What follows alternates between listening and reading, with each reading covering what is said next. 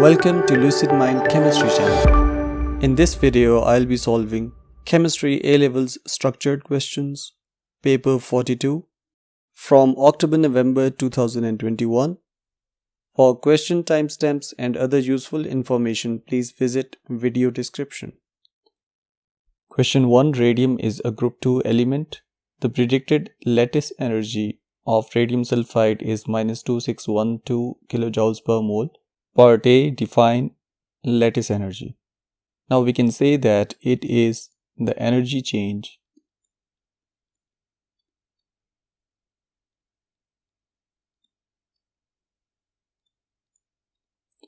when 1 mole of ionic compound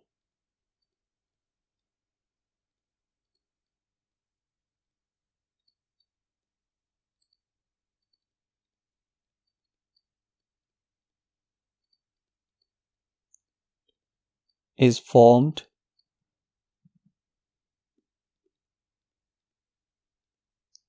from its gaseous ions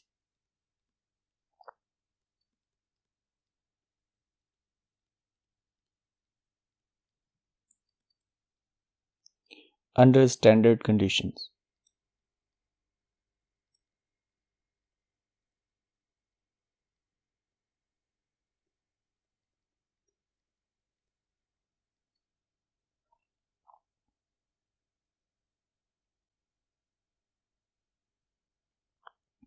Some data relating to radium and sulfur are listed. Select relevant data from the list for use in your answers to part B to E. We have different values. In kilojoules per mole, we have enthalpy changes, first ionization energy, second ionization energy, electron affinities, enthalpy change, and lattice energy. Part B, write an equation for the process corresponding to the second electron affinity of sulfur. Include state symbols. Now, electron affinity is the energy that is released when electron is added to neutral atom. Second electron affinity will be the energy released when an electron is added to already negative sulfur atom. So, for second electron affinity, we have sulfur negative. It is in gaseous state as it is an atom. So, one more electron is added to make it -2.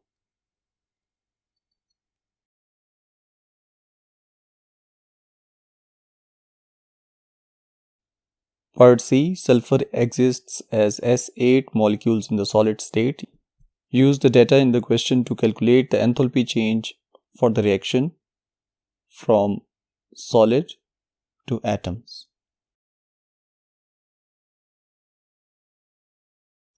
From the table, we have first electron affinity of sulfur. In this one, sulfur will go from neutral to -1. Then we have second electron affinity of sulfur. Sulfur will go from -1 to -2.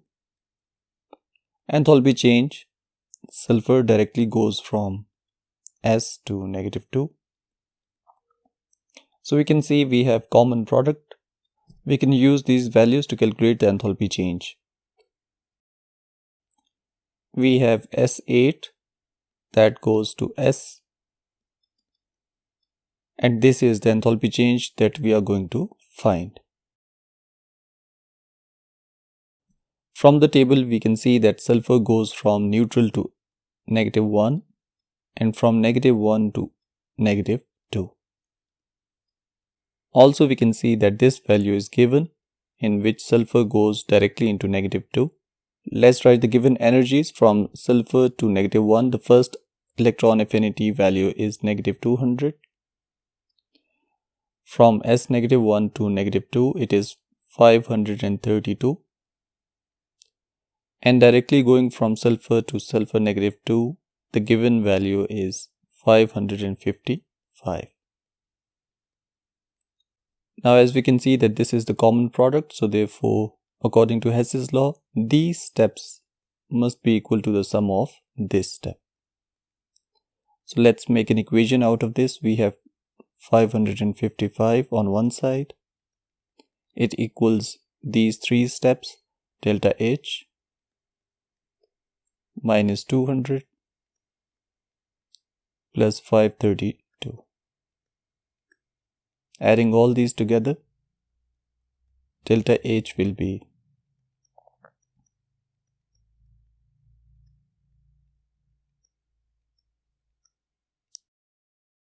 the enthalpy change comes equal to 223. Now this is for single atom of sulfur. You can see we only have one sulfur atom. So as we have to find it for 8 sulfur atoms, so we can multiply it by 8. The enthalpy change comes equal to 1784 kilojoules per mole.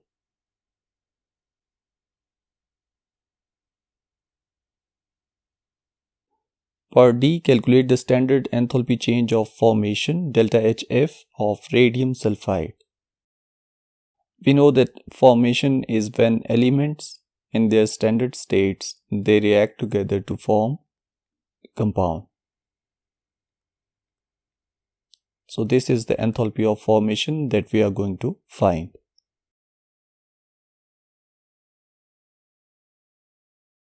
In the table we have lattice energy of radium sulfide, which is negative 2612.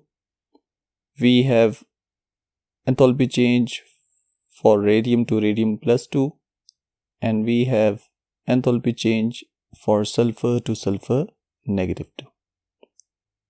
Now we can use these values to calculate the enthalpy change. Radium will go to radium plus 2. Sulfur will go to sulfur negative 2. And we know that the lattice energy is the formation of 1 mole of ionic compound from the gaseous ions in standard conditions. Now putting values for radium to radium plus 2, the value from the table is 1619. For sulfur, in order to convert into sulfur negative 2, the value from the table is 555. So we have these two values in the first step, this one. It comes equal to 2174. Now as we can see that this product is common, so therefore we have one step and we have these two steps. Similarly, the lattice energy is given in the table. It is negative 2612 kilojoules per mole. Now we can make equation. In one step we have enthalpy of formation. It is equal to the sum of these two steps. One is 2174. Second is 2612.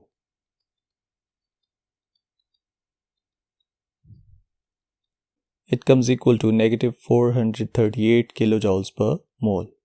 So we can write negative 438. Stop.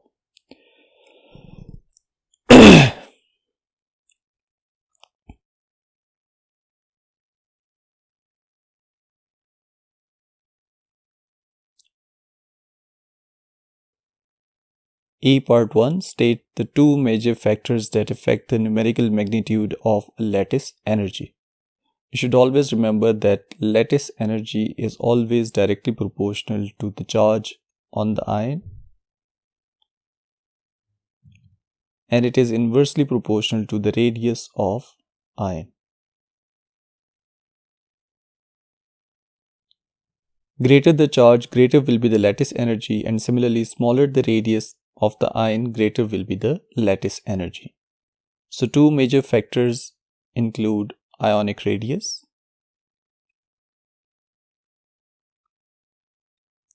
and second is the ionic charge.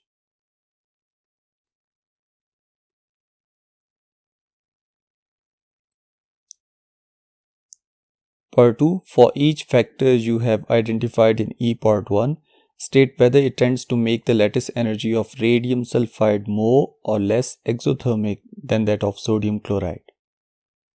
Radium is from second group, so the charge is plus 2. Sulfur is from sixth group, so the charge is negative 2. Sodium is from group 1. Chlorine is from group 7. So now we can say that charge on the ions or charge tends to make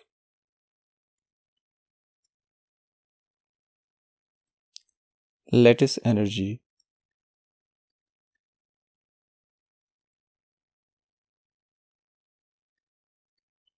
of radium sulfide more exothermic?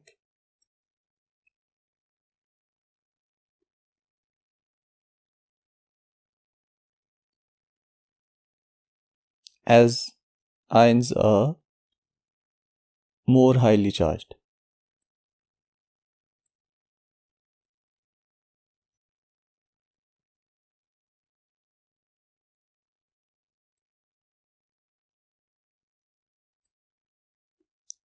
Second thing is ionic radius.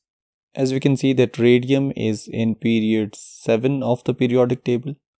So it has 7 shells, while sodium is in period 3. So it has 3 shells around the nucleus. Similarly, we can see that sulfur and chlorine are in the same third period of the periodic table. As the charge on sulfur is -2 and on chlorine is -1, so therefore the size of sulfide will be larger as compared to the size of chloride. Similarly, for radium, we can say that the radium ion is larger as compared to sodium, as it has greater number of shells. So now, as radius is inversely proportional to the lattice energy, so we can write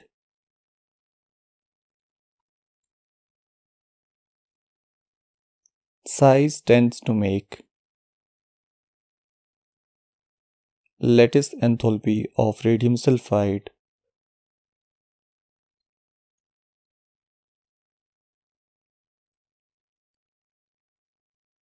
less exothermic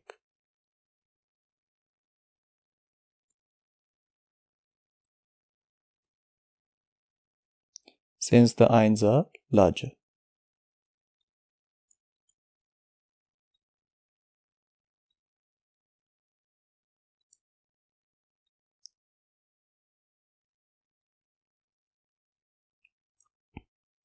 Part 3. The lattice energies of sodium chloride and radium sulfide are -771 and -2612 kilojoules per mole.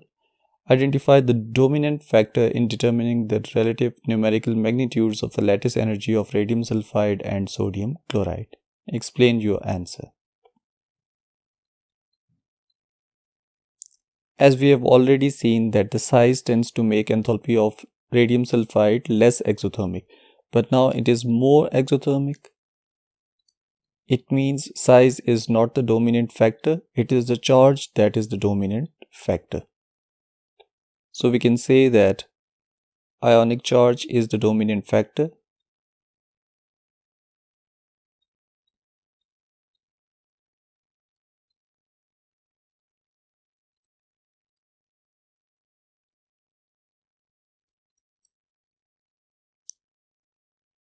As enthalpy or given enthalpy is more exothermic.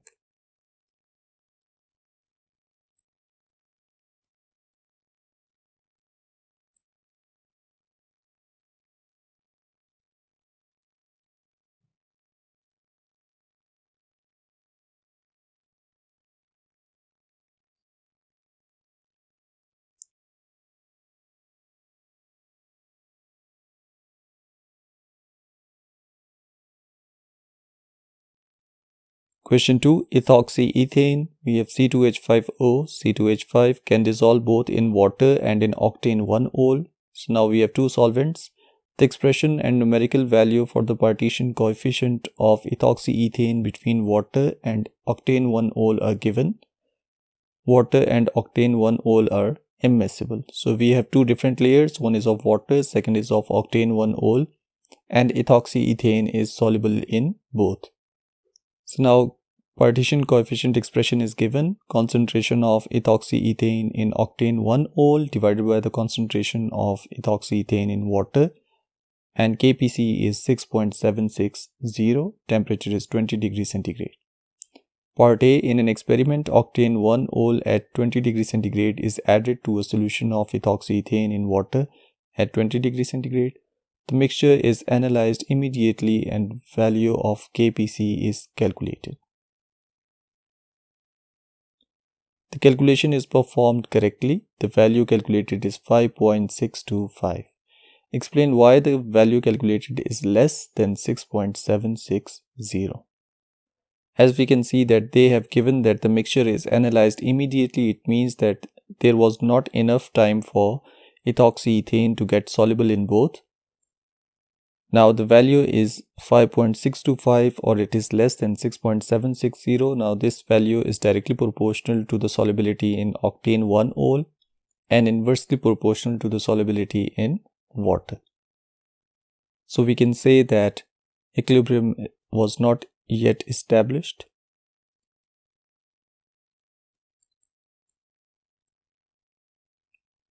Because enough time was not given.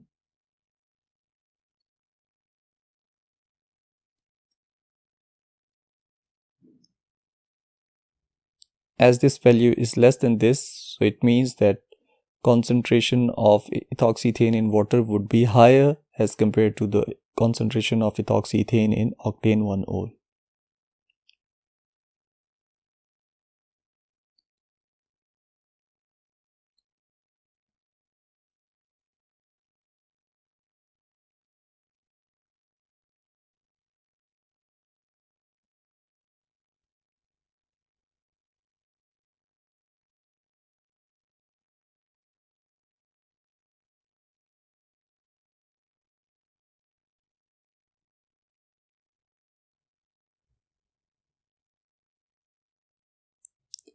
Part B, a second experiment is performed and the value of Kpc is found to be 6.760.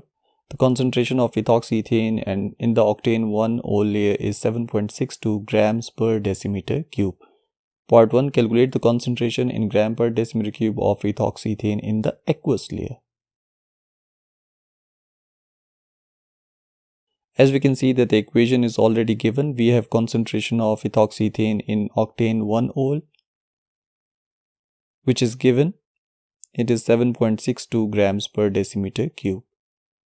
The value of Kpc is also given, 6.760.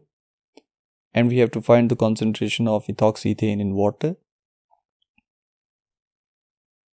So we can write Kpc equals concentration in octane 1-ol divided by the concentration in water. Instead of Kpc, we can also write 6.760. So X will be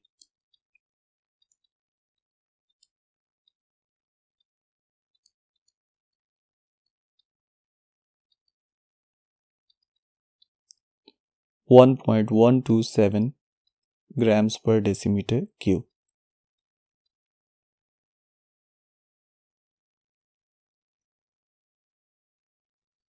Per 200 cm cube of octane 1-ol layer is taken and shaken with 100 cm cube of water.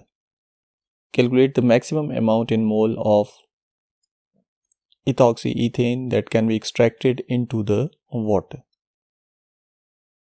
As we know that the concentration of ethoxyethane in octane 1-ol is 7.62 grams per decimeter cube.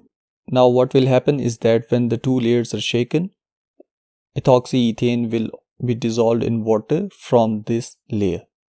Now the concentration in this layer is reduced and in water it will be increased. Initially we had 7.62 grams per decimeter cube of ethoxyethane in octane 1-ol.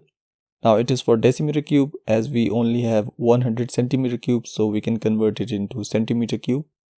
So now we can divide it by 1000. It will come equal to 0.762.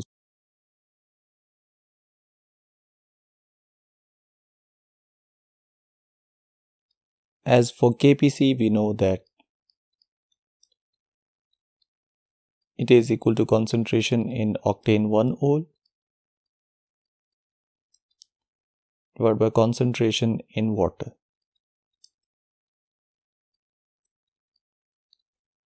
Now the initial concentration of ethoxyethane in octane 1-ol is 0.762 grams per centimeter cube. Now when it is shaken with water, some of it will dissolve in water. So if in water it is X, then it will be reduced. So we can write 0.762 minus X. And value of KPC is already given. It is 6.760.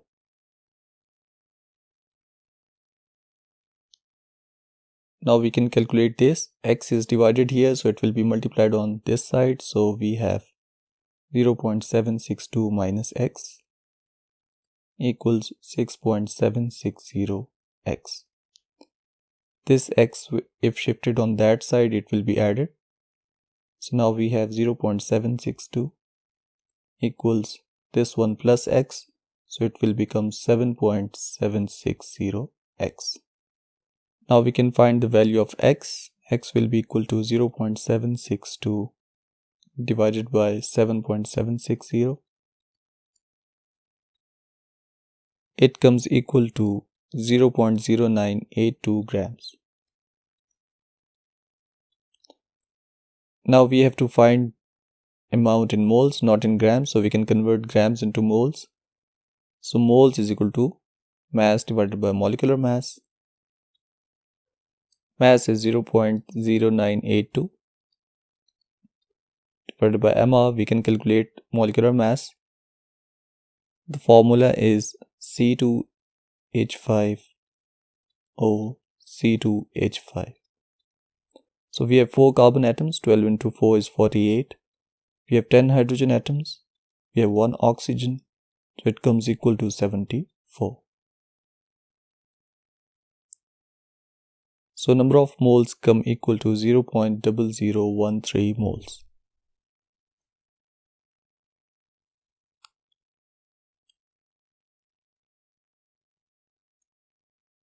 Part C. An aqueous solution of lead 2 nitrate is mixed with an aqueous solution of sodium iodide. A yellow precipitate of lead iodide is formed and it is filtered out, leaving solution X. The concentration of lead ions in solution X is this much. The concentration of iodide ions in solution X is this much. Use these data to calculate the value for the solubility product of lead iodide. State the units. We can write the equation for this sparingly soluble salt. We have lead iodide, it is solid. It can form lead 2 plus and 2 iodide. Now solubility product is the product of concentration of ions raised to the power their number of moles. So we can write KSP equals the concentration of first ion multiplied by the concentration of second ion raised to the power their number of moles. Putting given values, we have 5.68 exponential minus 3 mole per decimeter cube for lead plus 2.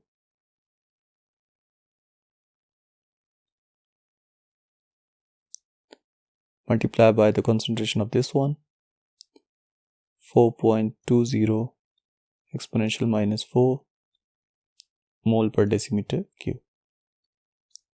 And as the power is 2, so it will be squared. Now the value of KSP after multiplying will be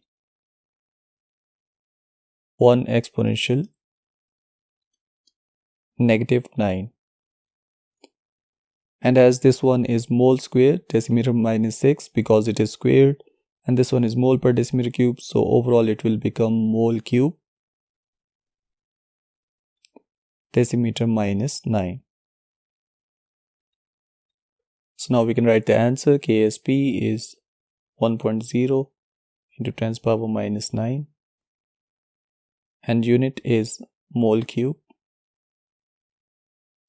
decimeter negative 9.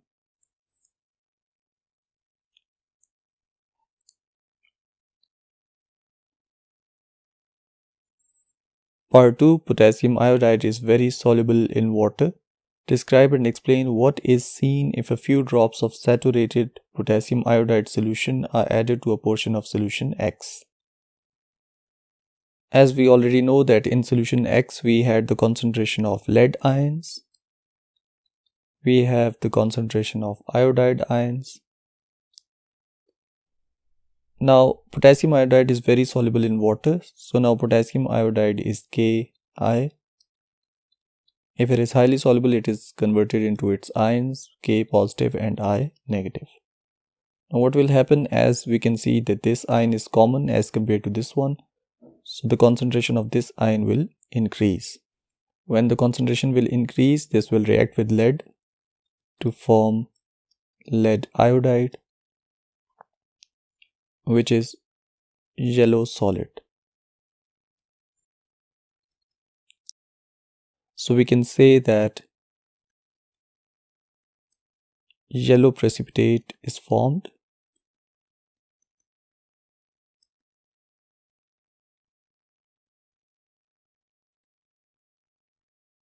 And this is due to the common ion effect.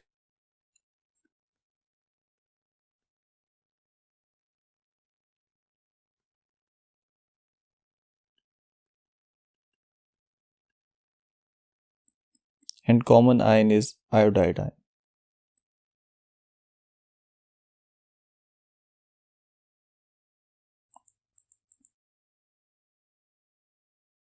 Question 3. Pure water is a very poor conductor of electricity.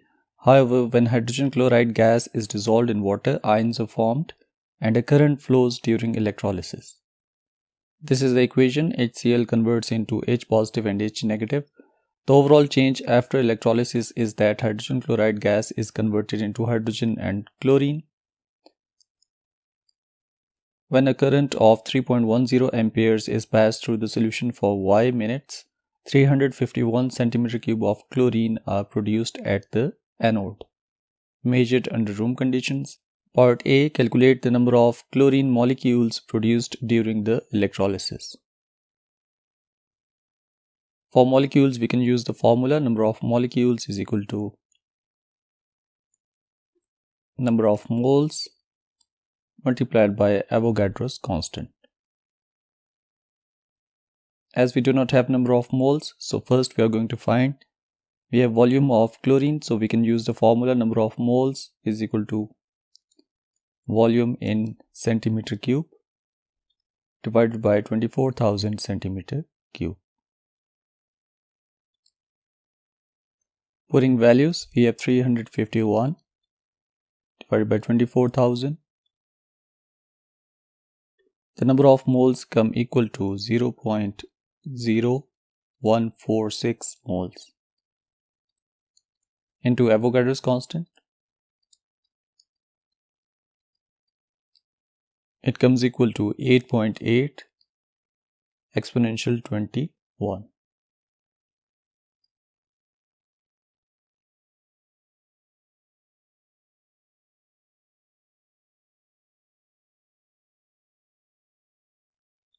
Part B. Calculate the total number of electrons transferred to produce this number of chlorine molecules. As we know that at anode, chloride ions will lose electrons to form chlorine. As chlorine is Cl2, so we can balance this equation. Now we can say that for formation of one molecule of chlorine, we need 2 moles of electrons.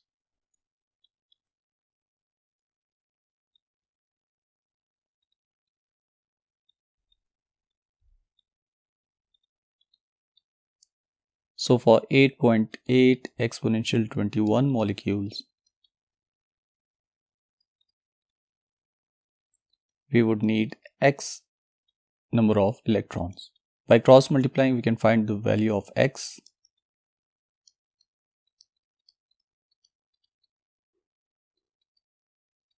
It comes equal to 1.76 exponential 22.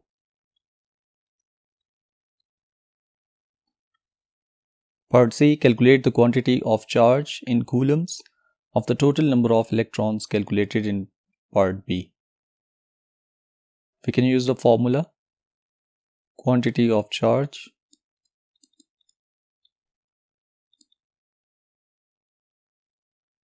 in coulombs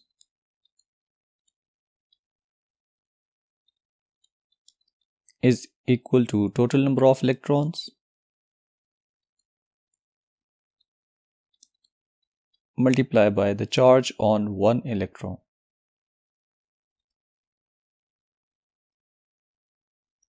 Putting values, the total number of electrons is 1.76 exponential 22.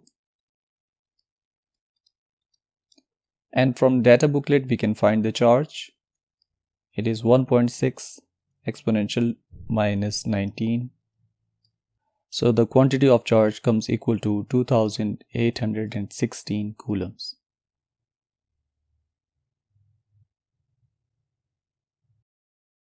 Part D, calculate the time y in minutes for which the current flows. We can use the formula charge Q. It is equal to current, which is I, into time in seconds, which is T. Q is the charge that we have calculated. It is 2816. I is the current which is given in the question. It is 3.10 amperes into time in seconds.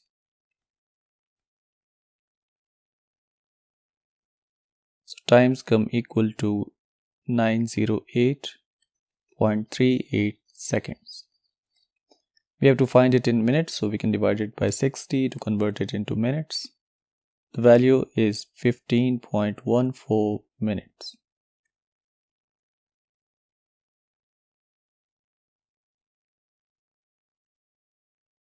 Part E, the standard entropies of three species are given in the table. We have HCl, H2, Cl2.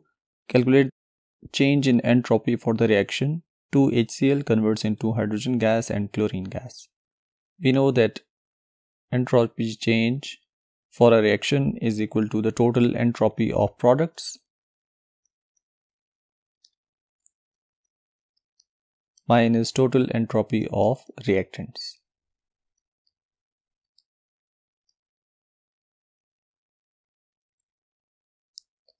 So in product we have hydrogen and chlorine, each have 1 moles. So for hydrogen we can write 131. For chlorine we can write 223.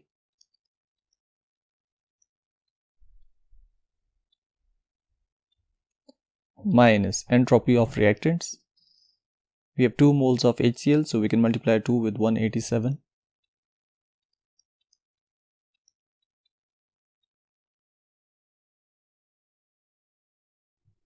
After calculation, the entropy change comes equal to negative 20 joules per Kelvin per mole.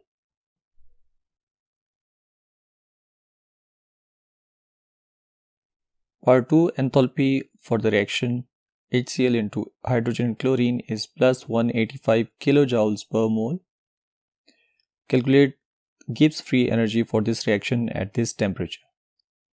For Gibbs free energy, we know that delta G equals enthalpy change minus temperature into entropy change. As we can see that enthalpy change is in kilojoules per mole, while entropy change was in joules per Kelvin per mole, and we have to find answer in kilojoules, so we can convert this value into kilojoules by dividing by 1000.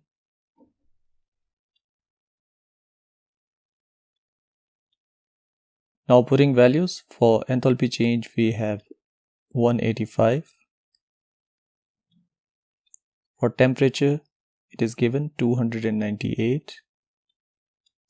Entropy change in kilojoules is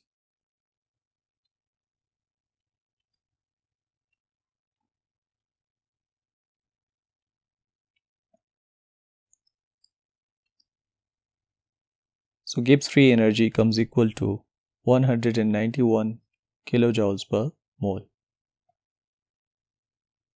Part 3, predict the effect of increasing temperature on the spontaneity of this reaction. Explain your answer.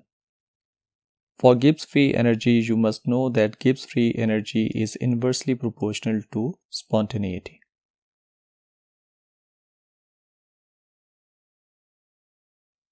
Now, as from the equation, we can see that Gibbs free energy is equal to this. So, if we are increasing the temperature, we are actually increasing this value T delta S. So, when T delta S will increase, as delta S is negative, so negative becomes positive.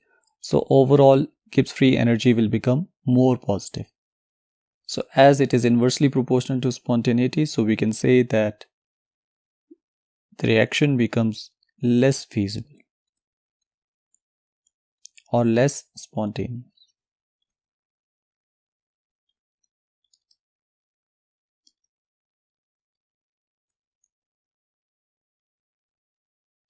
As entropy change is negative,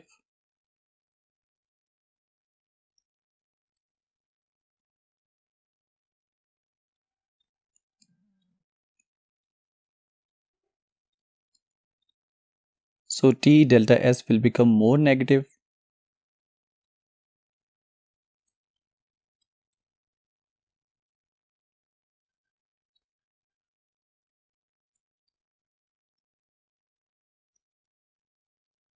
and as this will become negative, negative becomes positive and del G will increase.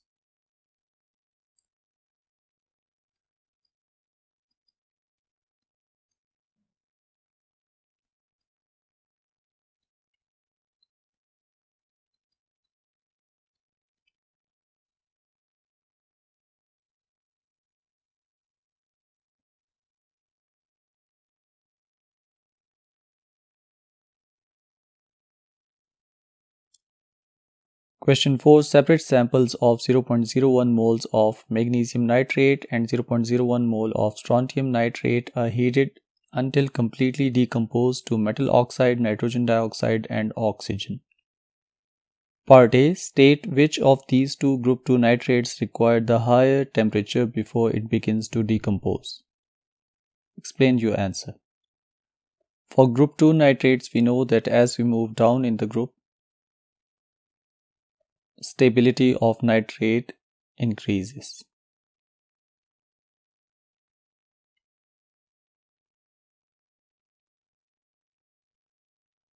So we can say that strontium nitrate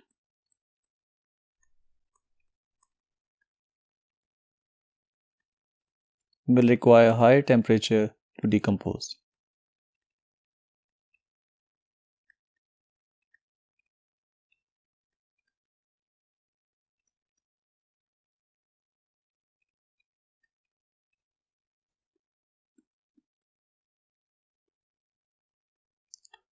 And the reason is that we have two ions, one is magnesium ion, one is strontium ion.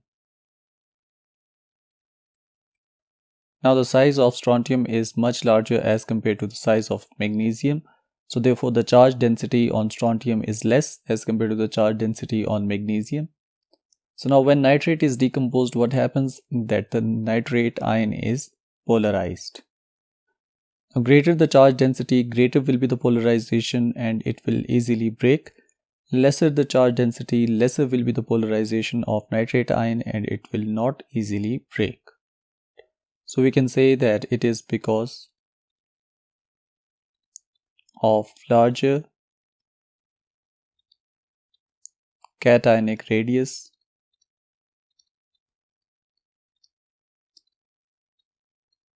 of strontium plus 2, or you can also say because of lesser charge density on strontium plus 2. Polarization of nitrate ion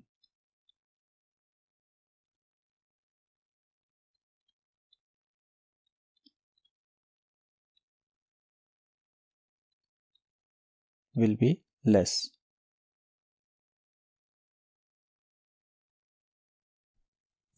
Part B. After decomposition is complete, the 0.01 mole sample of magnesium oxide is taken and increasing amounts of water are added to it with stirring until no solid remains. This procedure is repeated with the 0.01 mole sample of strontium oxide. Identify the sample to which most water must be added, or the one that is less soluble, to cause all the solid to dissolve. Explain your answer by reference to the solubilities of the products formed when water is added to the oxides. You should refer to relevant energy terms in your answer. Now for group 2 oxides, we know that the solubility of group 2 oxides increases down the group.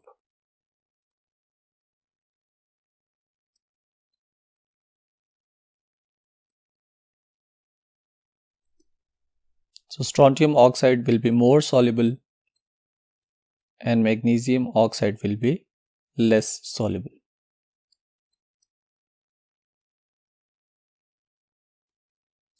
So as magnesium oxide is less soluble, it will require more water.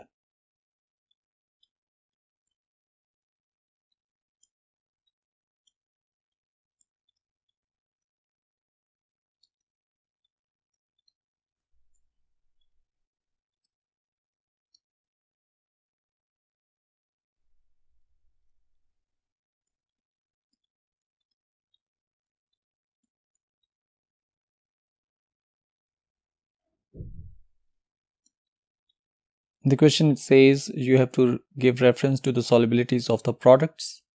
So when magnesium oxide is dissolved in water, it forms magnesium hydroxide, while when strontium oxide is dissolved, it forms strontium hydroxide. We can say strontium hydroxide is more soluble.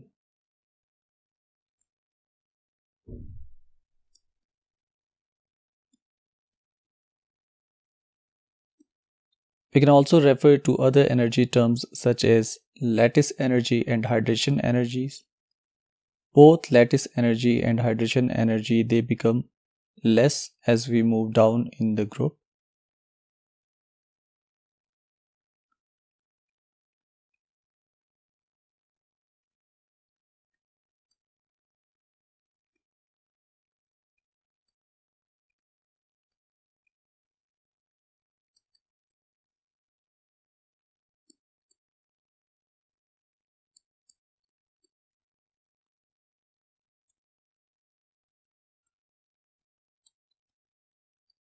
This is because the charge density on the ion is decreasing, so therefore lattice energy will decrease. And the size of cation is increasing, so therefore hydration energy will also decrease. But among these two, main dominant factor is the lattice energy, it is not hydration energy, because change in lattice energy is greater as compared to change in hydration energy.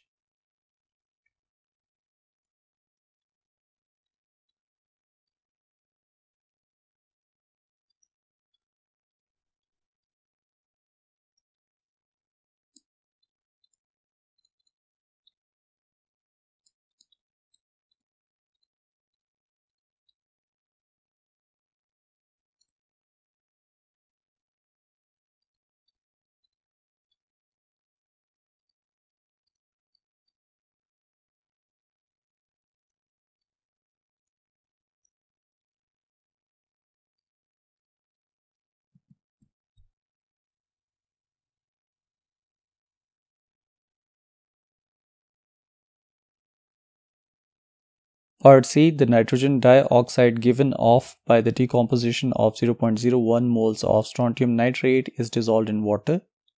Oxidizing agent is then added to give 150 cm³ of solution in which nitric acid HNO3 is the only nitrogen containing product. Part 1, calculate the concentration in mole per decimeter³ of nitric acid in 150 cm³ of solution. Now the first equation is of decomposition of strontium nitrate.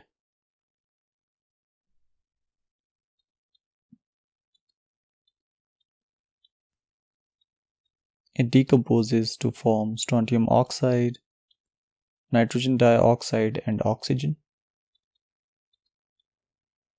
After balancing, the number of moles is 2, 2, 4 and 1. Now we can see that for 2 moles of strontium nitrate, 4 moles of nitrogen dioxide is formed. As we have 0.01 moles of strontium nitrate, so X moles of nitrogen dioxide will be formed. By cross multiplying, we can find the value of X.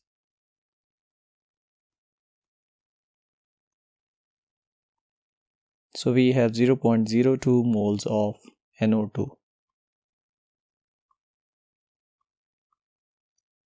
Now second reaction is the reaction of nitrogen dioxide with oxidizing agent, hydrogen peroxide. We can write the equation. NO2 plus hydrogen peroxide, and it says HNO3 is the only nitrogen containing product. There could be other products too. As HNO3 is the only nitrogen containing product, so we can balance the number of nitrogen atoms. We can see that the nitrogen is balanced, so it means 1 mole of NO2, it forms 1 mole of HNO3. So 0.02 moles of NO2 will form X moles of HNO3. By cross multiplying, we can find the value of X.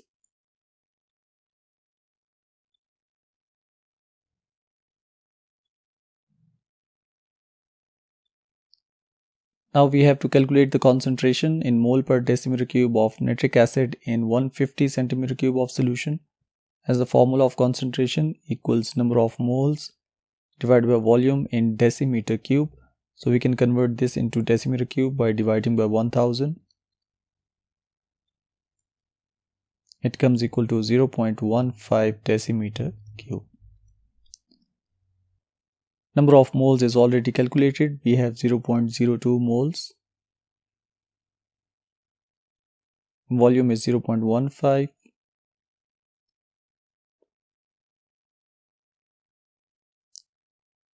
So concentration comes equal to 0.133 mole per decimeter cube.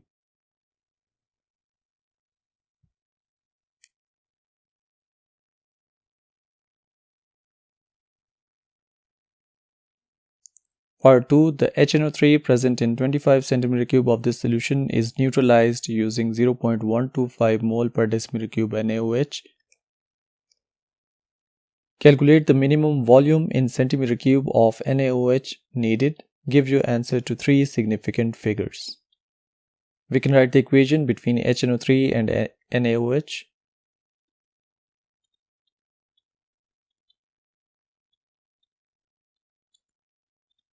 It will form sodium nitrate along with H2O. In the balanced equation, we have 1 moles of HNO3 which react with 1 mole of NaOH. Now we can make this equation concentration of nitric acid, which is C1, into volume of nitric acid, which is V1. It will be equal to the concentration of NaOH C2 into volume of NaOH, which is V2. As the number of moles are equal, so therefore this is also equal. Putting values, the concentration of HNO3 is calculated in the previous part. It was 0.133 mole per decimeter cube. So we can write this.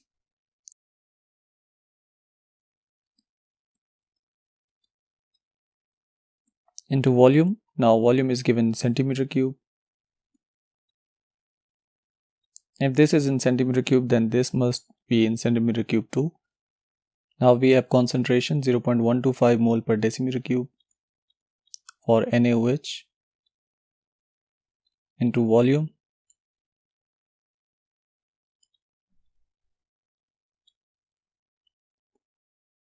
By rearranging, we can find the volume in centimeter cube.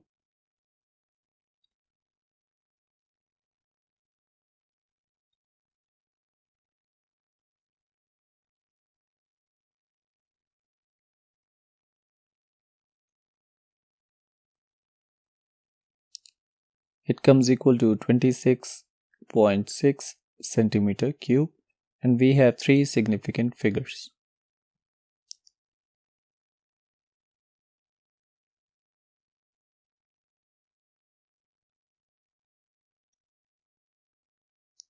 Question 5. Transition elements form complexes. Part A, molybdenum, which is MO, it forms an octahedral complex consisting of 1 MO atom surrounded by carbon monoxide molecules.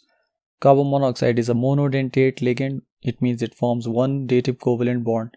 Iron forms an octahedral complex consisting of 1 iron plus 3 and a number of cyanide ions.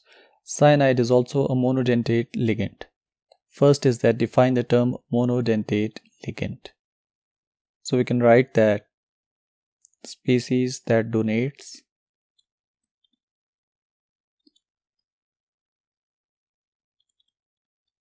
one lone pair of electron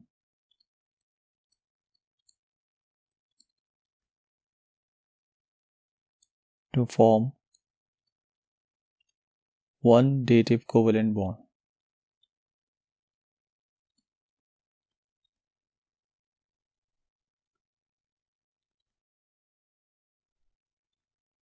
To central metal atom or ion.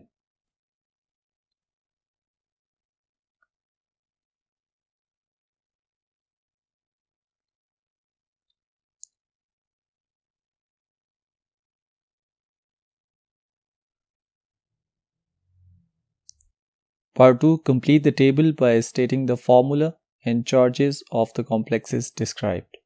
We have molybdenum complex and iron 3 complex. As in the question, we can see that molybdenum forms octahedral complex, so it means 6 monodentate ligands will be attached. Similarly, iron also forms octahedral complex, so 6 monodentate ligands will be attached. Molybdenum has carbon monoxide as the ligand, so we have 6 carbon monoxides, while iron has cyanide ion as ligand, so we have 6 cyanide. As carbon monoxide is neutral, molybdenum is also neutral, so there will be no charge or 0 charge. Cyanide ion is -1, we have 6 cyanide, so it will be -6. Iron is +3.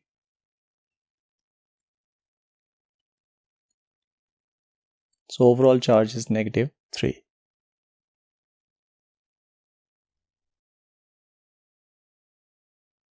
Part 3. Draw a 3-dimensional diagram to show the shape of this iron 3 complex. Label 180-degree bond angle on your diagram.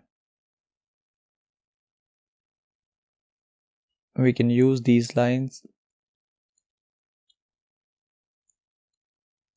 2 straight lines, 2 dotted, 2 wedge structures. So in total it will become 6.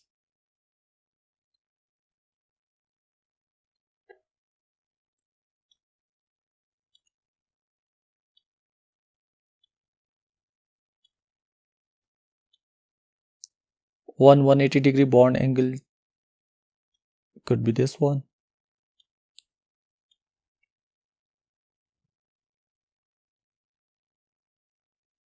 Part B. An excess of aqueous ammonia is added to dilute copper 2 sulfate solution, a dark blue complex. This is the complex, +2 charge is formed. Write an ionic equation for this reaction. We have dilute copper 2 sulfate solution. In dilute copper 2 sulfate solution, copper ion is actually surrounded by 6 water molecules. So we can write Cu, there are 6 water molecules. And the charge is given, it is 2 plus ammonia. Now ammonia will replace water molecules. 4 water molecules are replaced by ammonia. So we have NH3 4. 2 water molecules are still left.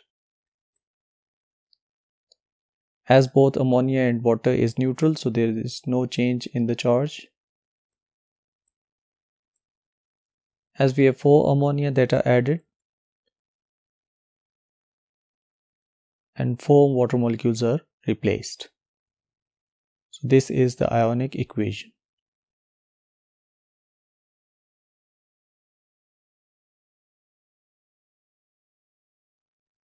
Part 2. Explain the origin of color in copper 2 complexes. In copper +2, we have 9 electrons present in 3d orbital, and we know that 3d orbital splits into 2 parts, dxy, yz, xz, dx square, y square, and dz square. Now as we have difference of energy between these splitted orbitals, so the electron present in low energy will absorb light and move towards higher energy. Then it will release energy in the form of light, which is color. Now we can say that the d orbital splits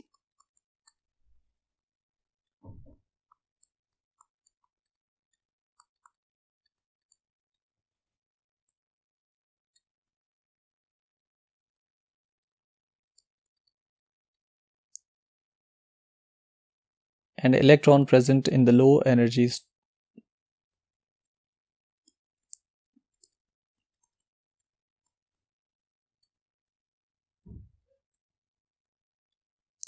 it will absorb frequency of light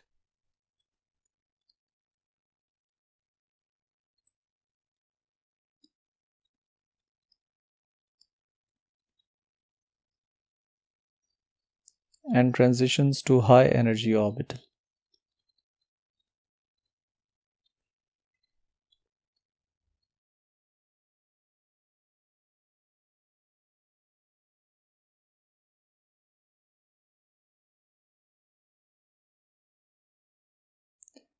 Now what will happen that the color will be seen, which is complementary of the color absorbed.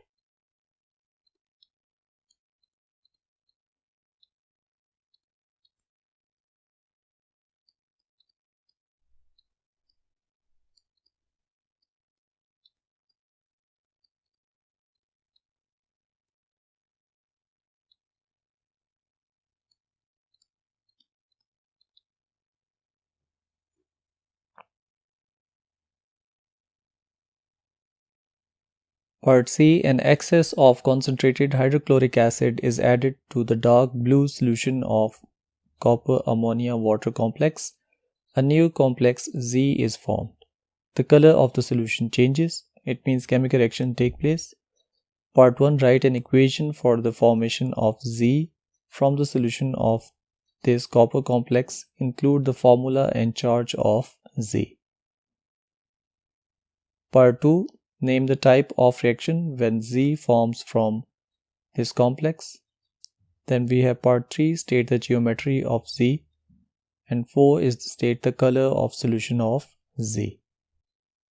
Now when concentrated HCl is added, what will happen that chlorine ligand from HCl will replace this water and ammonia. We can write the equation. We had 4 ammonia molecules, 2 water, and we had 2 plus charge. Now HCl is added. The size of chlorine ligand is larger as compared to the sizes of these ligands. So what will happen that only 4 chloride ions can fit with 1 copper. So we have CuCl4 complex. Now we know that the charge on copper was +2. The charge on 1 chlorine is -1. So for 4 it will be -4. So overall charge will be -2. So we can write 2 negative plus water molecule which is lost and ammonia molecule.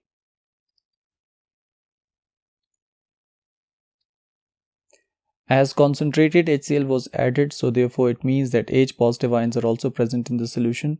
So what will happen that these ammonia, they will form NH4 positive with H plus. Now balancing, we can see we have 4 ammonia, so we can write 4 in the product. We had 2 water molecules, so we can write 2 with H2O, and 4 chlorine atoms are added, so we can write 4 HCl. Name the type of reaction. As we can see that chlorine ligand has replaced these ligands, so this is called ligand exchange or ligand substitution.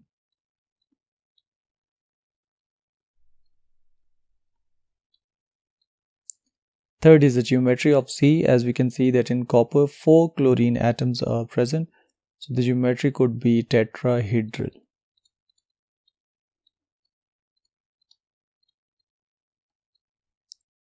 Now the color of solution Z is yellow.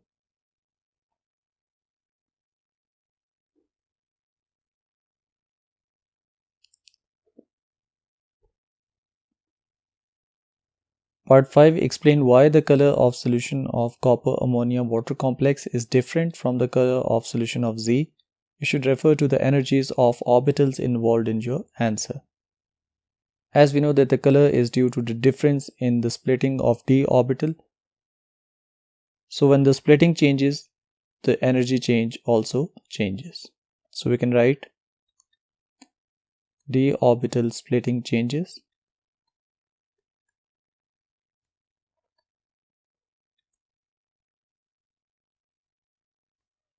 So therefore delta E also changes.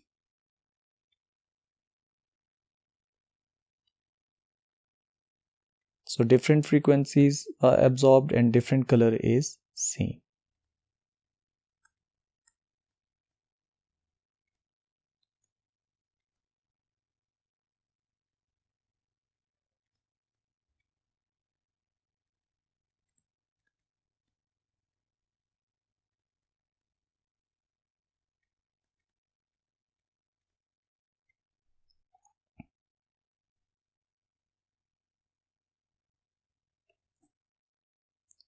Question 6. An excess of aqueous ammonia is added to a solution containing the complex ions COH2O6 plus 2.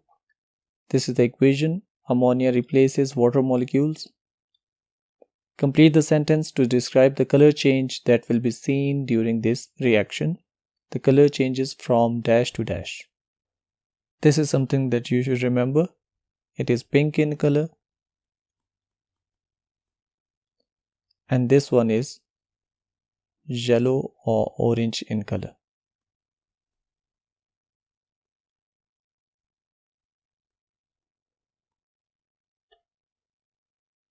Part B. Write an expression for the stability constant K stability of this complex ion. Now K stability is similar to Kc. We have the concentration of product divided by the concentration of reactants. So for K stability we can write this product CO NH3 6 2 positive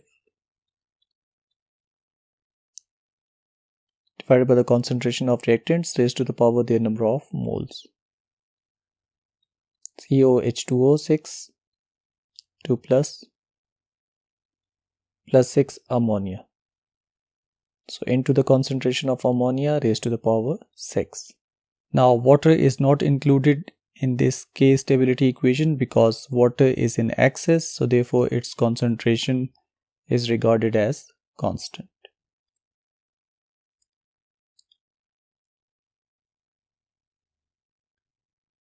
Part C. The numerical value of K stability of this complex is 7.7 exponential 4. What deduction about the properties of CONH36 and COH2O6 can be made from this K stability value? So K stability is equal to 7.7 exponential 4. Now greater the value of K stability, greater will be the concentration of this, or greater the value of K stability, lesser will be the concentration of these. As we are getting this value by dividing these. In terms of stability, we can say that this complex is more stable as compared to this complex, so therefore K stability value is high. So we can say that cobalt ammonia complex is more stable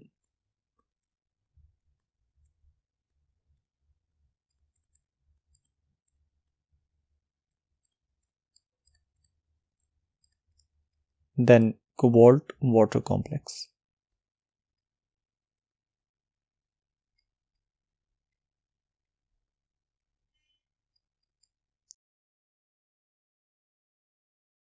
Part D. Oxygen can oxidize cobalt ammonia complex to cobalt ammonia complex plus 3 under standard conditions in alkaline solutions. This is the equation. It gains 1 electron and forms 2 positive. This is the electrode potential for this reaction. Number 1. Use this information and the data booklet to calculate the E0 of cell value for this oxidation of cobalt ammonia 2 plus complex. Now from data booklet you have to find the value for electrode potential of oxygen which is in alkaline solution. So we have this value, oxygen plus water molecules plus 4 electrons forms 4 hydroxide ions, and the electrode potential value is given as 0.40 volts. Now as we can see that this value is more positive as compared to this one. So this is E0 for reduction and this will be E0 for oxidation. Because greater value means reduction and lesser value means oxidation. So overall E0 cell can be calculated. E0 cell equals E reduction minus E oxidation. Putting values, this is 0.40, this is plus 0.10. So overall E0 of cell is equal to 0.30 volts and it is positive. Part 2, write an ionic equation for this oxidation of cobalt ammonia complex 2+. As we can see that this equation is oxidized, so therefore it will move in the backward direction. And as 1 electron is lost, while in this one 4 electrons were gained, so therefore the electrons lost must be equal to the electrons gained. So we can multiply this equation with 4. Now we can write the oxidation equation.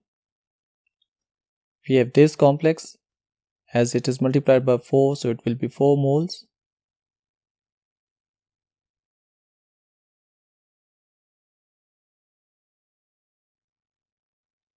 It converts into 4 moles of electrons and 4 moles of this complex.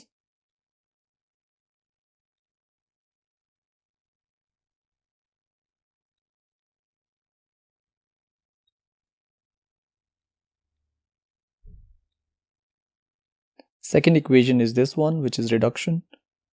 We have oxygen, 2 moles of water, 4 moles of electrons. It converts into 4 moles of hydroxide ions. Now electrons lost and gained will be cancelled out. Now we can add up the reactants and add up the product. Now we have 4 cobalt ammonia complex,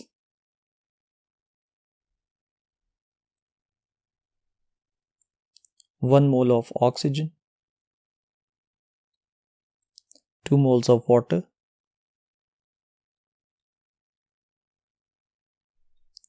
then we have this complex,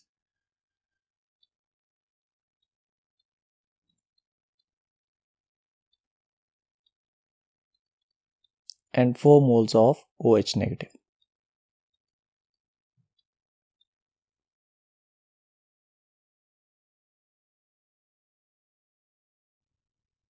Part 3, predict by selecting suitable data from the data booklet whether oxygen can oxidize cobalt +2 in acidic solution in the absence of ammonia. Explain your answer.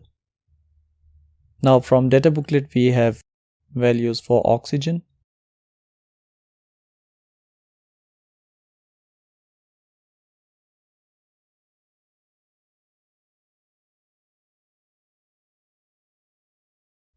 We have selected this equation because we have acidic solution, so H positive ions should be present. The electrode potential value for this reaction is plus 1.23 volts. Similarly, for cobalt 2 positive, we can see we have reduction equation of cobalt 3 positive.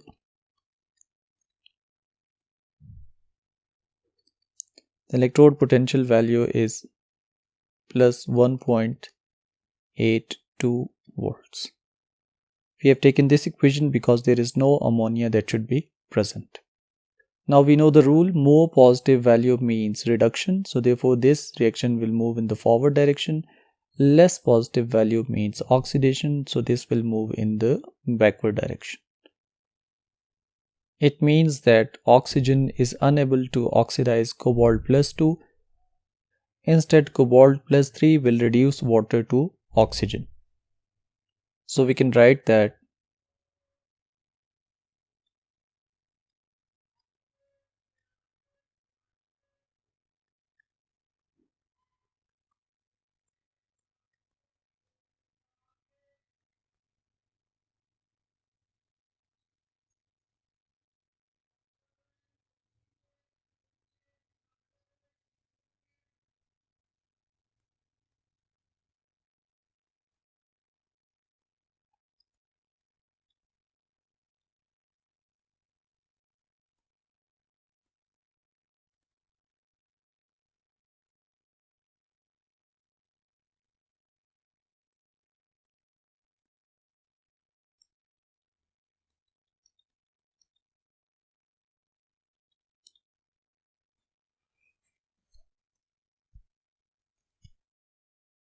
This is less positive.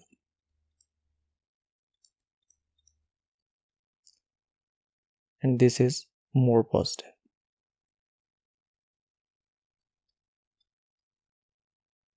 So actually reduction will take place over here and oxidation will take place in this equation.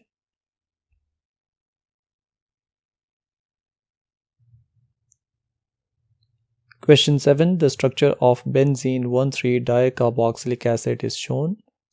We have this benzene ring and 1 and 3 positions are occupied by carboxylic acid.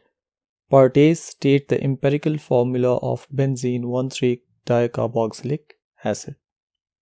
Let's count the number of carbon atoms. We have 6 carbon atoms in the benzene ring, 7 and 8. Now counting number of hydrogens, we have 1 and 2, 3, 4, 5, 6. There are 4 oxygen atoms as we have 2 carboxylic acids. Now the empirical formula will be C4H3O2.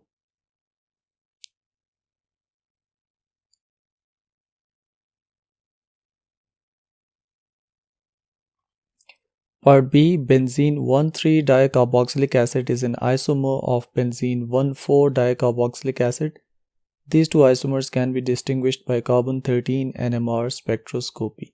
State the number of peaks in the carbon-13 NMR spectrum of each compound. We have to find out the peaks in 1,3 and 1,4-dicarboxylic acid. Let's draw the structure of both. We have benzene ring.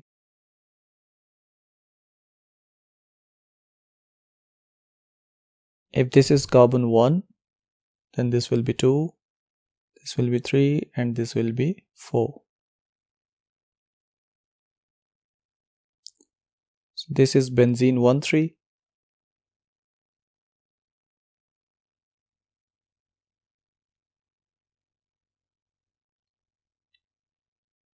And this will be benzene 1,4.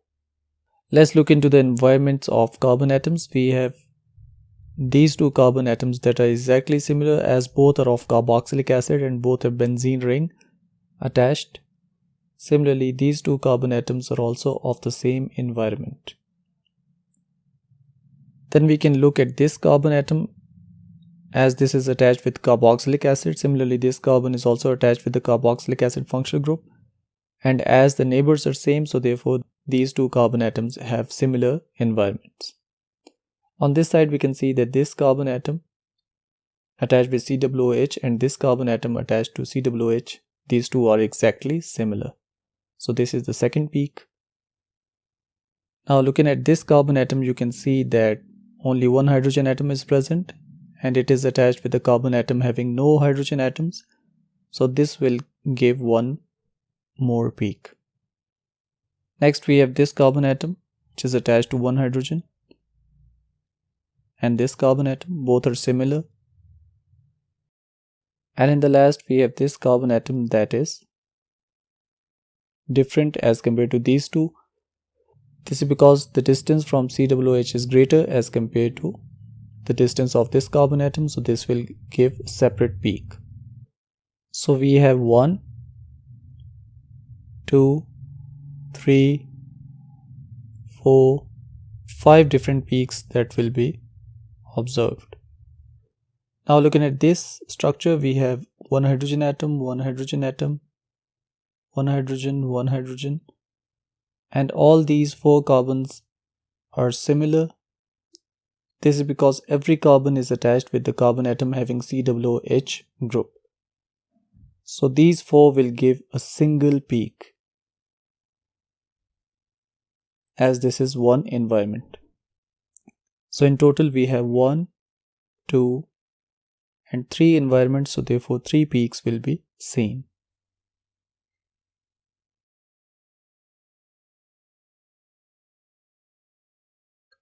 Part C, benzene 1,3-dicarboxylic acid can be made by a two-step synthesis as shown below. We have compound P which consists of one carboxylic acid group with benzene ring. Then in step 1 it is converted into compound Q. the molecular formula is given, then it converts into 1 and 3 dicarboxylic acid. Name compound B. As we have carboxylic acid present with benzene, so we can say it is benzoic acid.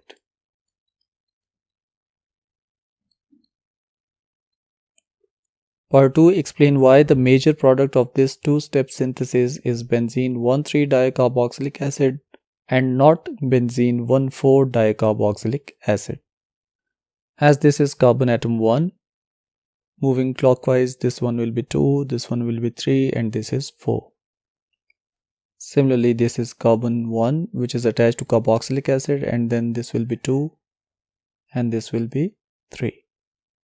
Now, incoming carboxylic acid is attached on carbon atom 3 rather than atom 4.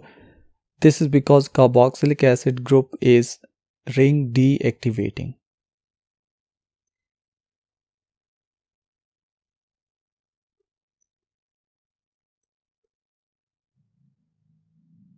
It means that it withdraws electrons from the benzene ring, and benzene ring becomes electron deficient at this position and at this position. This is because we have two electronegative oxygen atom present in carboxylic acid group, so it can withdraw electrons from the benzene ring. Now the incoming substituent will either attach to carbon 3, or if we move anti-clockwise, then this will be carbon 3. Therefore, the major product is 1,3 and not 1,4. So we can write COOH is ring deactivating.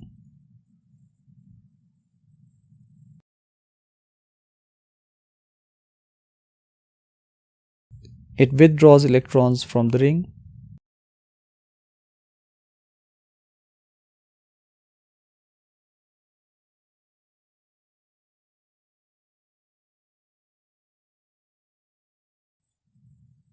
So now electrophilic substitution will be slower.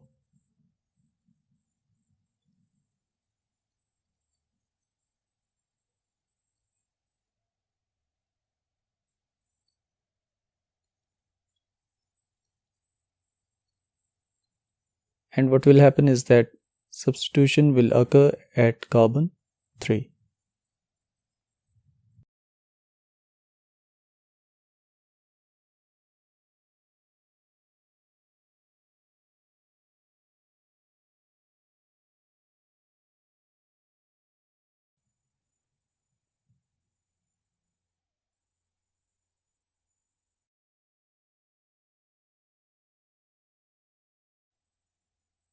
Part 3. The reagents used for step 1 are CH3COCl and AlCl3. These reagents give rise to CH3C positive O ions which react with compound P.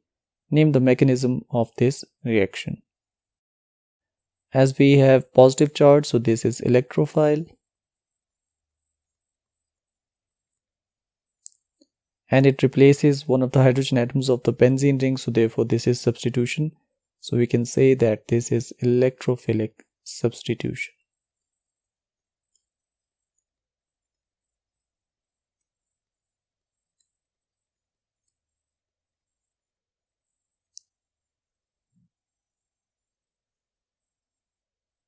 Part 4. Draw the mechanism of the reaction of this electrophile with compound P. Include all relevant curly arrows and charges, the structure of the intermediate and the structure of compound Q. Now what will happen that these electrons present in the ring of benzene, they are donated to this positive carbon atom.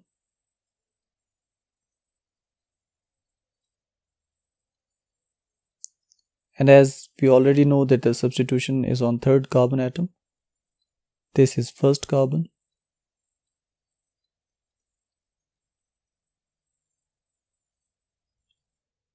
So now this carbon is attached to third carbon.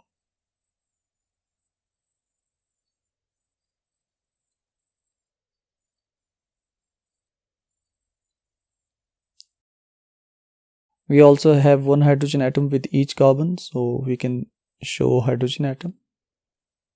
Now as the electron of the benzene ring are donated to this carbon, positive carbon, so therefore this ring will become electron deficient. In order to get stabilized again, what will happen that these electrons will fall back to benzene ring, and this hydrogen will be removed in the form of H positive ion. Now compound Q will be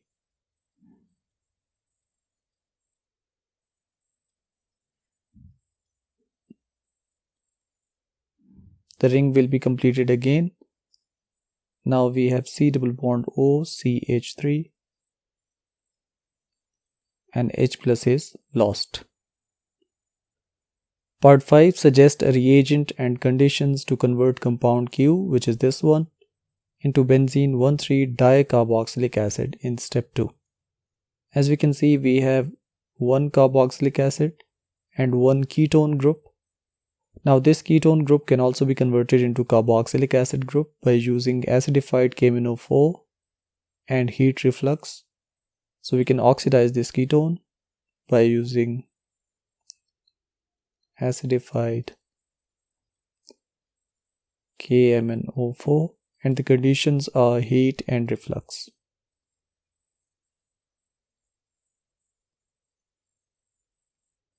Also we can see that in compound Q we have CH3 directly attached with carbonyl carbon. So therefore if CH3 is directly attached to carbonyl carbon, it can also be oxidized with alkaline iodine.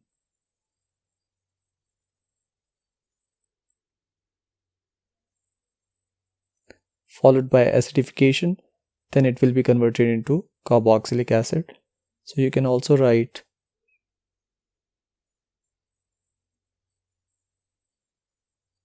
alkaline iodine followed by acidification.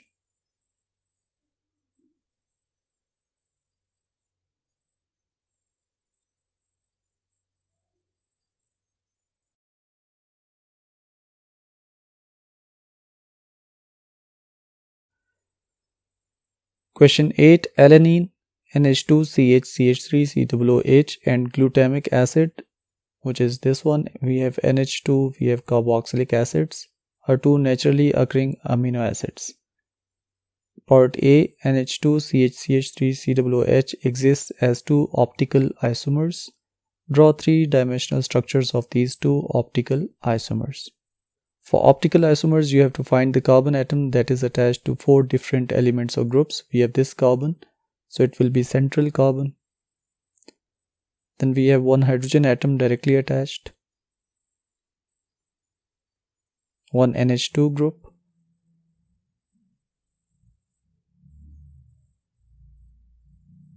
one CH3 group,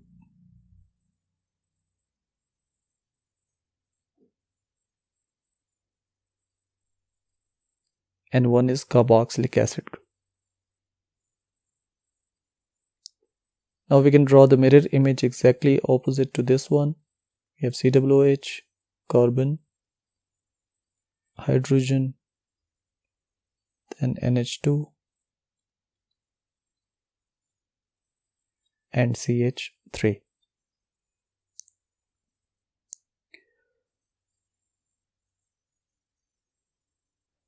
Part B, the proton NMR spectrum of either alanine in D2O or glutamic acid in D2O is shown.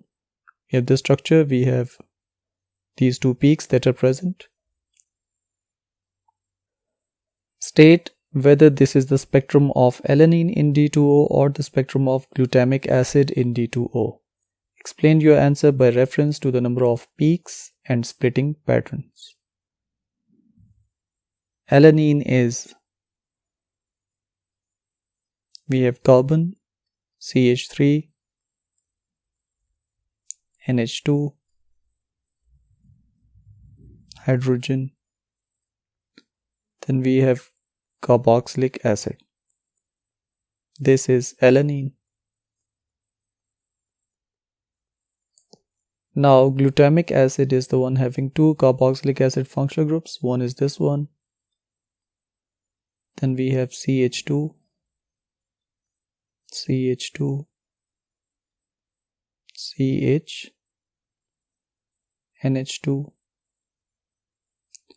and again another carboxylic acid group. As both are present in D2O, it means deuterium exchange will take place, and the hydrogen present on nitrogen or hydrogen attached with oxygen, they will not give the peak. Similarly, these two will not give the peak, and again this will not give the peak. Now we can look at their different environments. We have this proton, this one. These two environments are present, so only two peaks will be there.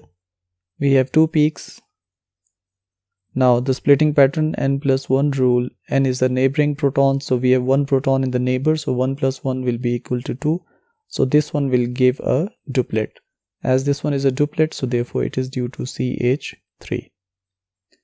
And we have this proton, so according to n plus 1 rule, neighboring protons are 3, so 3 plus 1 equals 4. So this will give a quartet, and as this one is peak of quartet, so therefore this is due to CH. Similarly, moving to this one, we have CH2. This is one environment as it is nearer to the carboxylic acid group. This is second environment as it is far away from carboxylic acid group. This is the third environment as it is attached to nitrogen. We have three environments, and according to n plus 1 rule, as we have two hydrogen atoms in the neighbor, so it will be 3. And for this, we have 2 and 3 protons in the neighbors, so 3 plus 1 equals 4. It should give a quartet. And for this one, there are 2 protons in the neighbors, so 2 plus 1, 3.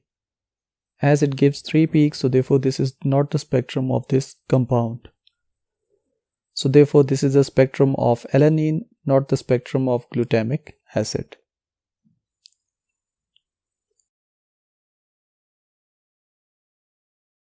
So we can write it is the spectrum of alanine,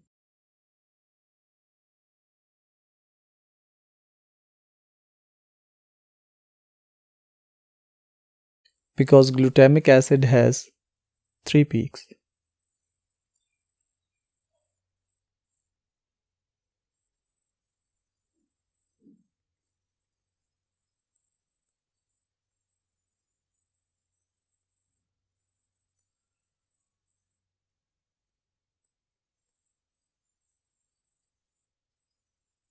Now we can write about the splitting pattern. CH3 in alanine gives doublet.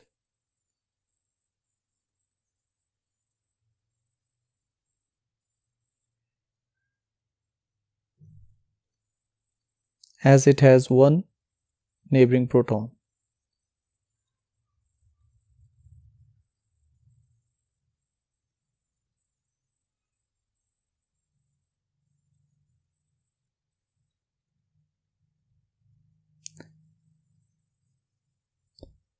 Similarly, CH will give quartet.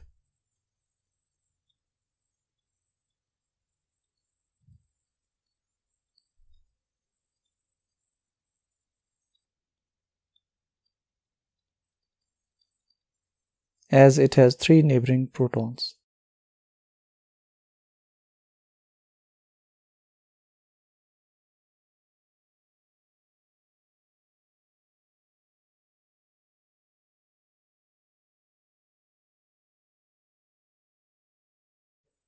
In glutamic acid, we can see we should have 2 triplets.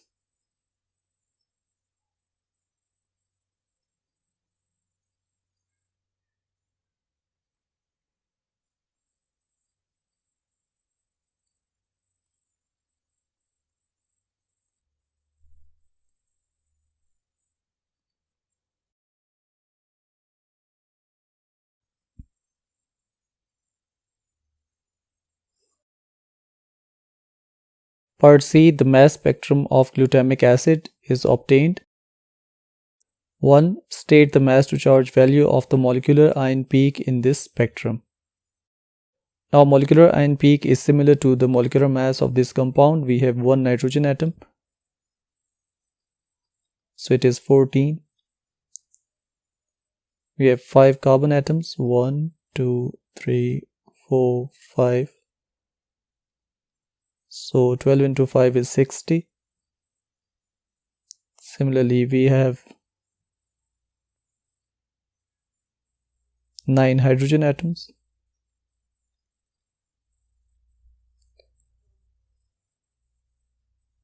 And 4 oxygen atoms are also present.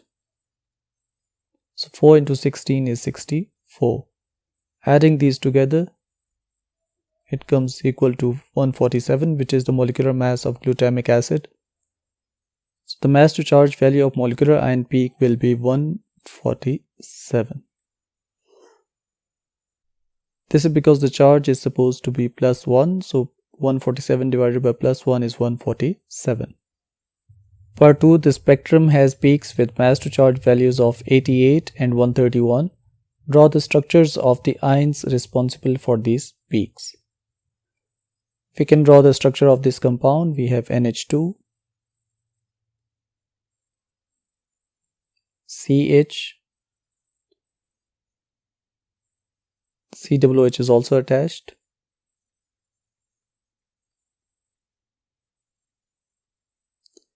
Two CH2 groups.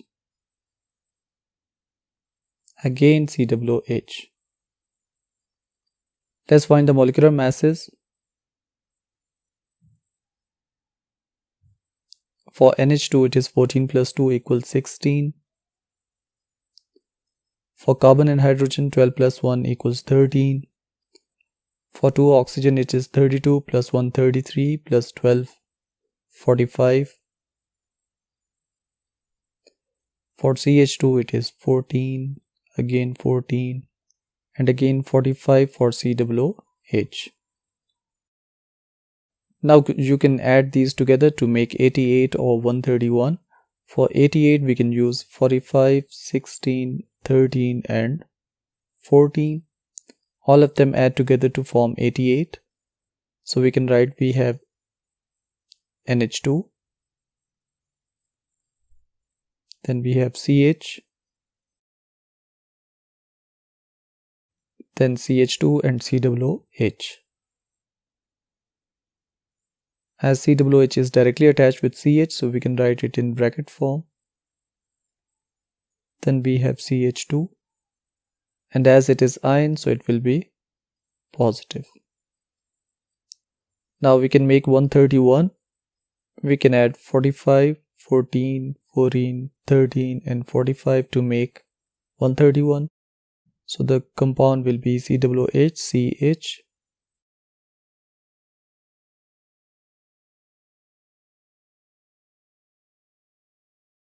And then we have these three.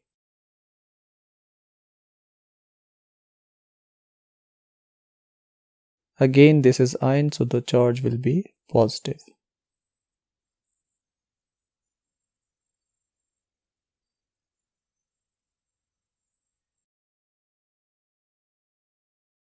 Part D, at pH 11, alanine exists as this ion and glutamic acid exists as this ion. A mixture of alanine and glutamic acid at pH 11 is subjected to electrophoresis. State how the mixture can be maintained at pH 11 during electrophoresis.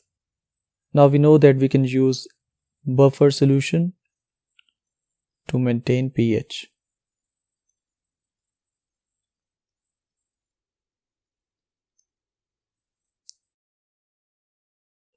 Part 2, draw a fully labeled diagram for the apparatus that would be used to carry out this electrophoresis. Your diagram should include the position of the mixture of alanine and glutamic acid at the start of the electrophoresis experiment. This is gel coated plate on which electrophoresis takes place.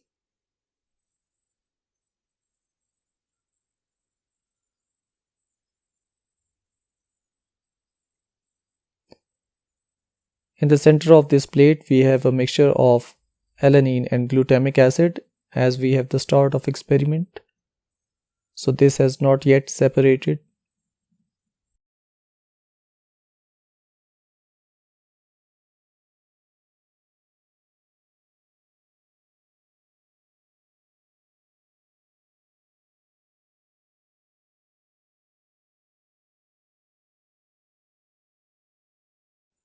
Now for separation we need the current. One side will be positive and second side will be negative.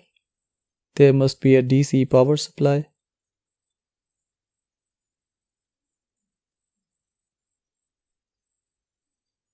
This is the positive end and this will be the negative end.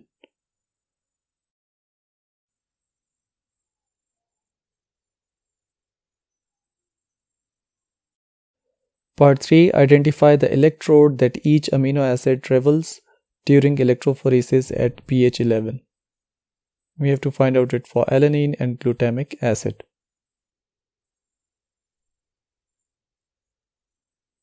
Looking at the structure, we can see we have negative charge on alanine and we also have two negative charges on glutamic acid.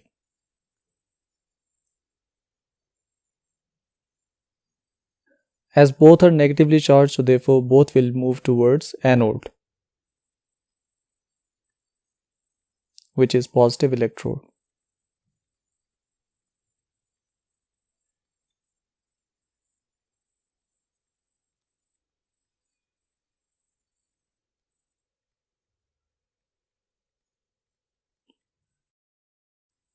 Part 4. In a particular electrophoresis experiment at pH 11, the glutamic acid travels 3.4 cm, alanine travels a shorter distance. Explain the factors that account for the difference in the distances traveled. Now the separation takes place on two factors. One is the molecular mass of the component that is separated, and second is the charge on the component. Greater the molecular mass, less will be the distance traveled. Lower the charge, less will be the distance traveled. So we can write that alanine has -1 charge,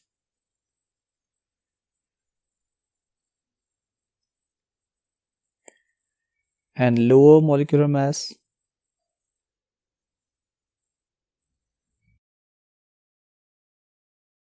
which is 87. And for glutamic acid, we can say that glutamic acid has -2 charge,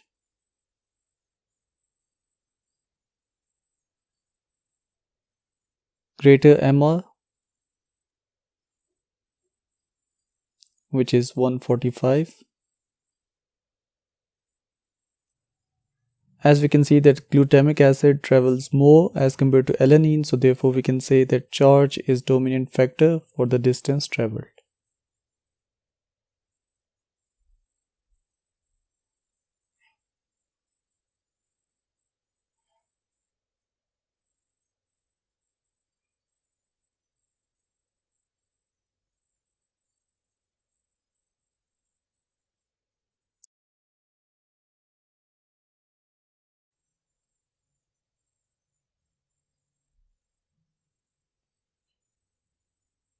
Question 9. Butyl amine, we have 4 carbon atoms and 1 NH2, can be synthesized from different organic compounds by using suitable reagents. Each reaction involves one step. Complete the table to describe 3 different syntheses. One of the 3 syntheses should involve a nucleophilic substitution reaction. The starting organic compound for each synthesis should contain a different functional group. A different reagent should be used for each synthesis.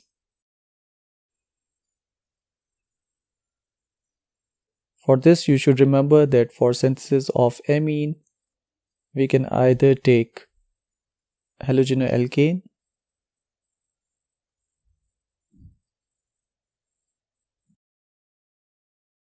and substitute the halogen with ammonia, or we can take nitrile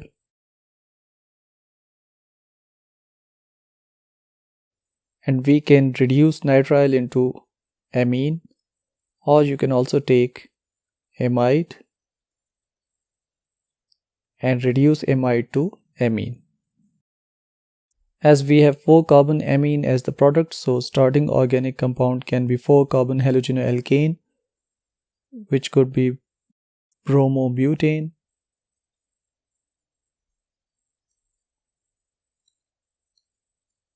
We have 4 carbon atoms.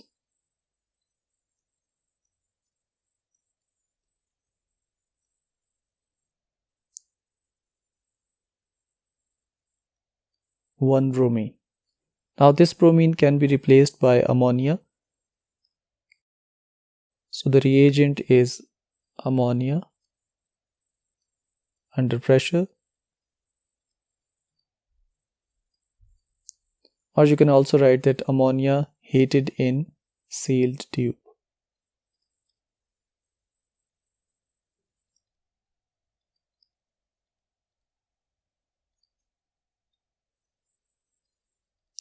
What will happen is that this ammonia will replace this Br and butyl amine will be formed. Second is nitrile. So you can take 4 carbon nitrile, which is butane nitrile.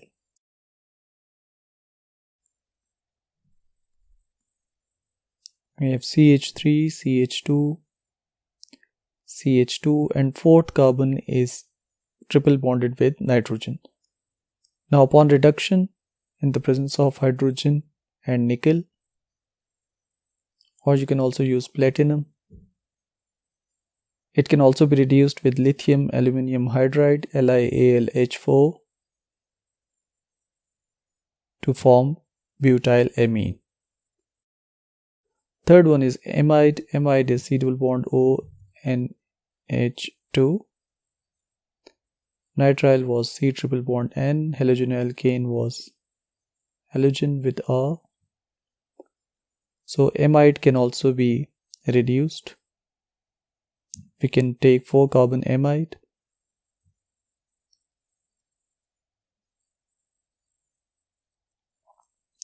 CH3, CH2, CH2, then we have this carbon atom that is double bonded to oxygen and then NH2. So it can be reduced by lithium aluminium hydride, or you can also use sodium and ethanol.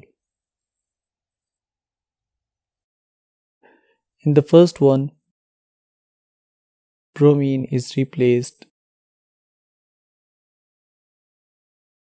to form RNH2. In the second one, cyanide is converted into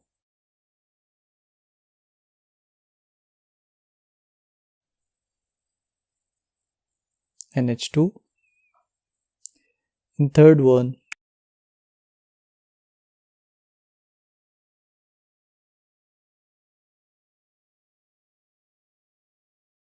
it is reduced to RCH2 NH2.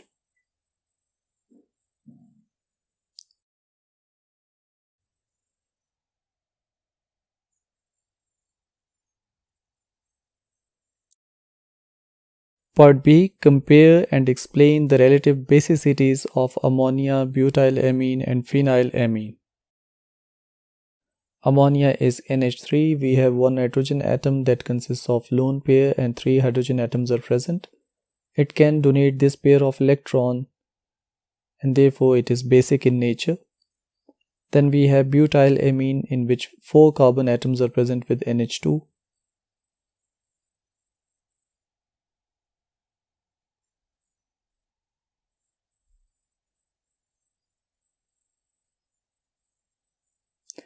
Now as we can see, we have this alkyl group attached with nitrogen atoms. So this alkyl group is electron donor in nature. So due to this positive inductive effect, nitrogen will become more basic. Third one is phenylamine in which benzene ring is attached to NH2.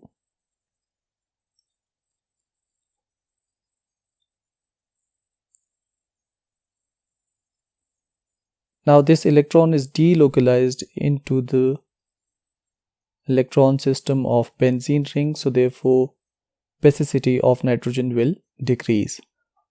So butylamine is the most basic.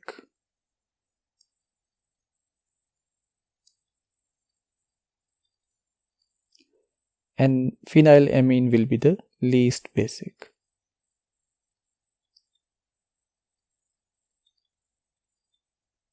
and there is no electron withdrawing or electron donating effect in ammonia, so therefore it will be in the center. Now we can explain the answer.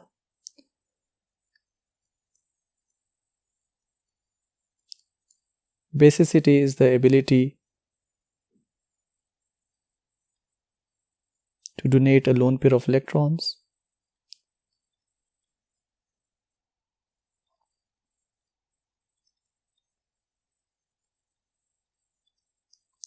Or the ability to accept proton.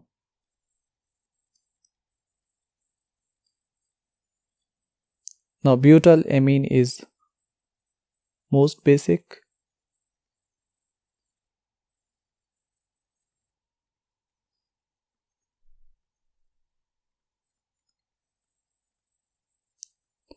Due to positive inductive effect of this alkyl group.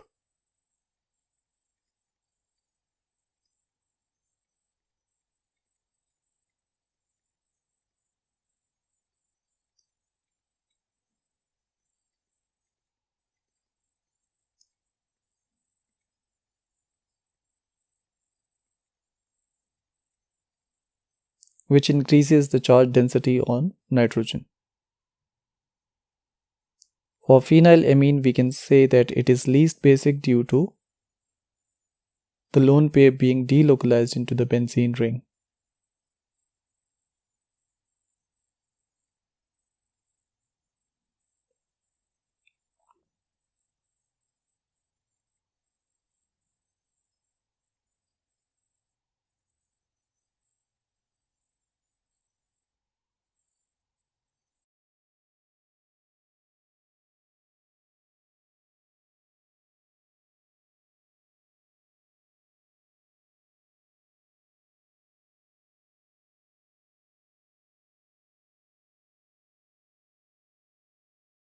So the charge density on nitrogen will decrease and it will become least basic.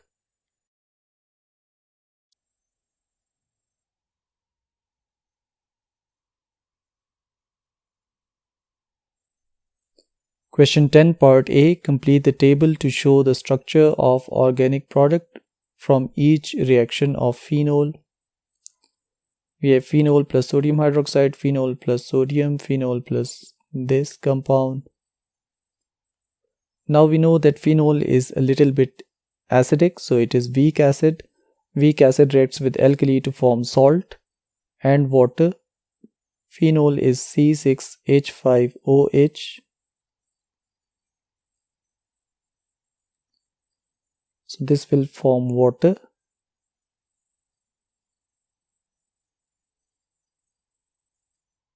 And C6H5O negative will be left and it will form salt with sodium positive. So we have C6H5O negative, Na positive, salt, and second product will be water. That is not organic, so therefore we do not have to draw the structure of water.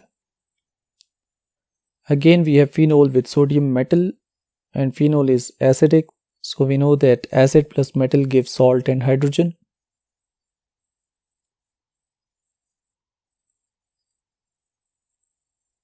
Again salt will be similar.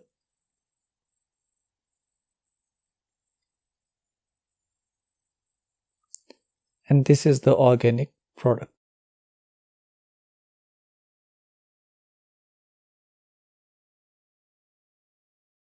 In third reaction we have phenol. We also have NaOH and 4 degree centigrade temperature. Now what will happen that phenol first reacts with NaOH. This is phenol. OH negative comes from NaOH and water will be formed. H2O is removed. Now we have negative charge on oxygen atom with phenol. Now both these will react together. We have NN plus we have this phenoxide ion. Now the electron density on benzene will be increased due to the delocalization of lone pairs of oxygen. This will attack this positive nitrogen atom and a bridge of nitrogen will be formed, which is azo di.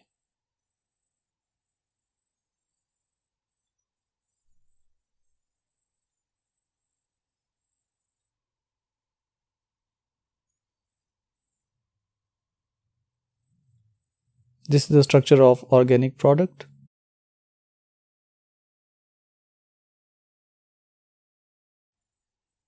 Next is the reaction of acyl chloride with phenol. As we have excess of phenol, so both can react with acyl chloride. We have phenol on one side. We have phenol on the other side. Now a condensation reaction will take place and HCl is formed. And we have ester as a product. So we have this product, we have benzene, oxygen, then carbon.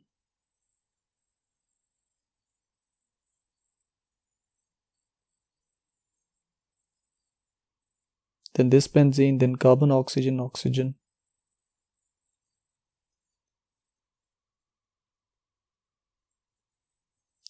Or you can write C6H5. Then we have OCO. Again C6H4. COO. C6H5. This is the structure of organic product and 2 HCl molecules will be removed.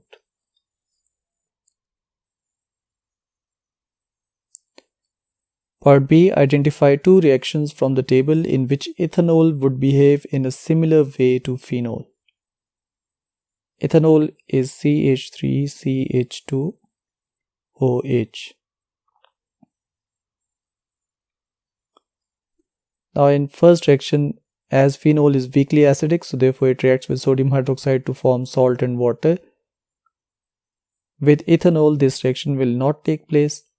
Second reaction is of phenol with sodium metal to form salt and hydrogen. Now ethanol can also react with sodium metal to form ethoxide ion, so therefore this is true for ethanol. CH3CH2OH. It will react with sodium and form CH3CH2O negative Na positive along with hydrogen gas. So similar reaction is seen. In third one, we have phenol that reacts to form azo di. Now ethanol cannot form azo dyes. In fourth reaction, we have formation of ester by condensation reaction. Now this is possible if we use ethanol instead of phenol. So reaction 2 and 4 are similar.